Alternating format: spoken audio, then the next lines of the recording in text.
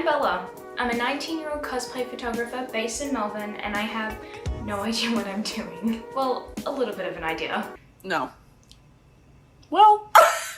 I run an Instagram account called Cosplay Fandom C, and one of my more recent posts did surprisingly well. That's me in front of the camera, and normally I'm behind it. Because of this, I took to my Instagram story and I asked you guys if you wanted a tutorial. And the response was unanimous. No! God, please, no! No! So today I'm here to show you guys how to do a 3-point lighting setup with things you can find around your house. That means absolutely no professional equipment. Now before we get into this video, just please bear in mind, I'm not a professional. I've never made a tutorial video in my life. I'm studying at uni and I work a retail job. I'm also not a cosplayer. I'm not a cosplayer. I'm not a cosplayer. I am not a cosplayer. So please bear with me. We're gonna make it through this video together.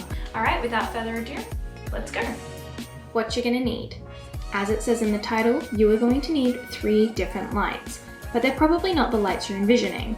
Light number 1, the backlight. Now for the backlight, I used a ring light I bought from eBay. It was $45 and I had initially only bought it to make really cringy TikToks. That being said, not everyone casually owns a ring light. In this case, try using a lamp or an LED light instead. It is important though to note that there will be a slight difference in colouring. This is because they have different temperatures. Lamps will be a mustardy yellow colour, while an LED light and a ring light will be of a white colour. Although there is not a huge difference, it's still good to be mindful of these things as you begin shooting.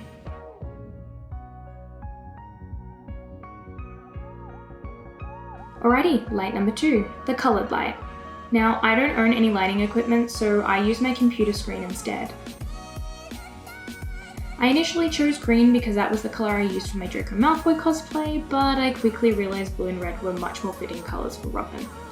Also, if you don't own a computer, you can always try coloured fairy lights or coloured LED lights instead. And finally, light number 3, the fill light. This is the light that's going to brighten up your subject's face. I use my bedroom window, which is about 2.5 meters from where I'm shooting. So that's it. That's our 3 lights. A ring light, a window, a computer screen. Now all you need is a tripod, a camera, and your cosplay, and we're ready to go. Let's go! For this image, I used my Canon 6D Mark II with an 85mm f1.8 lens. For those of you unfamiliar with camera talk, it pretty much means I used a nice camera with a nice lens to take the photo. However, I also took these images with my phone's front camera. I cannot stress this enough. Having the best gear does not make you an amazing artist. Being creative and using the gear you do have in an unorthodox way is how amazing art is made. A phone is the best tool in your arsenal, and you should utilize it in every possible way you can. God, I think she's right. Now you know what you need, it's time to get into setting it up.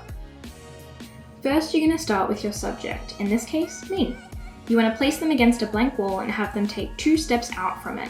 This allows a little bit of distance between your subject and the wall, which helps create that nice blurry background. Once you know where your subject is standing, let's move on to setting up your camera.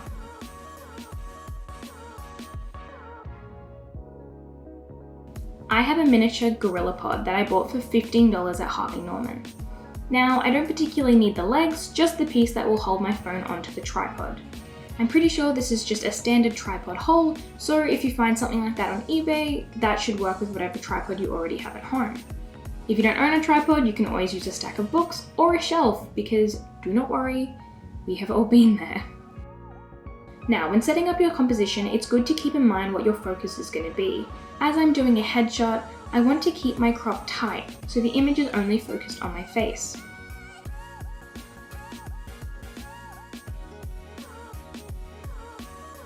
Now we're going to go ahead and set up light number 1, the backlight. Now I only own one tripod, which my camera is now conveniently sitting on, so I just had to balance my ring light on a monopod against the wall and pray it wouldn't fall and break.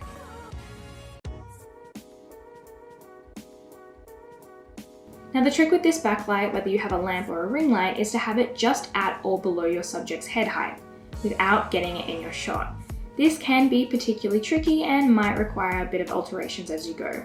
Turn it on and pray it doesn't fall over.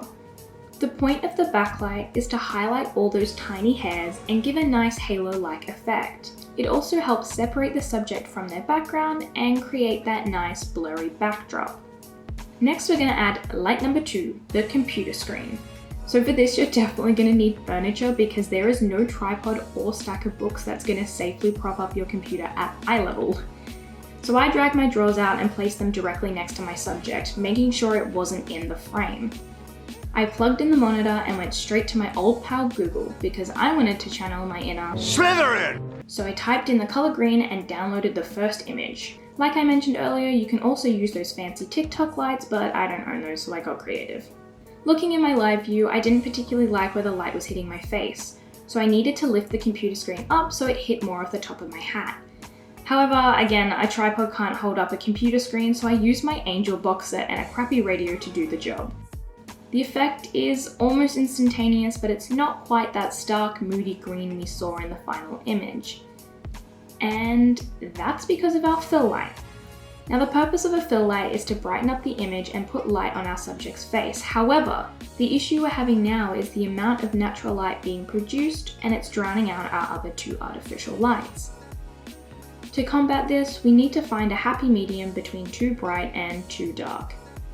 Honestly, this is personal preference and will also depend on how well your particular camera deals with the dark. And that's it. That's your lighting setup. Here are some of the images that I created, some on my phone and some on my camera. Let me know which ones you like better and if you think gear is a priority.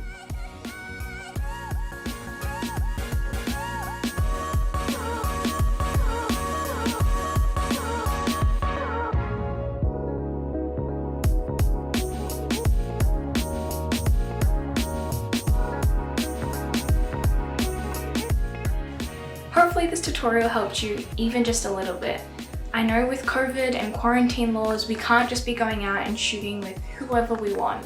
And for me especially, that's been really difficult and put a huge stump in my motivation and my creativity.